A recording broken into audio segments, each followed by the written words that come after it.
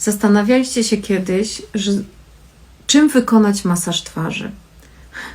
Można wyciągnąć łyżkę w kuchni i też to zrobić. Zatem nakładamy olejek. Rozprowadzamy na twarzy.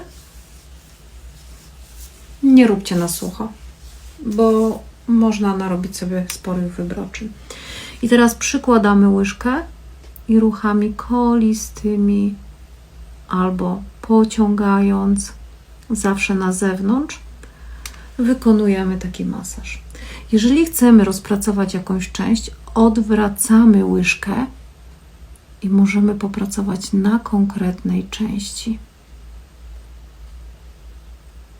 twarzy.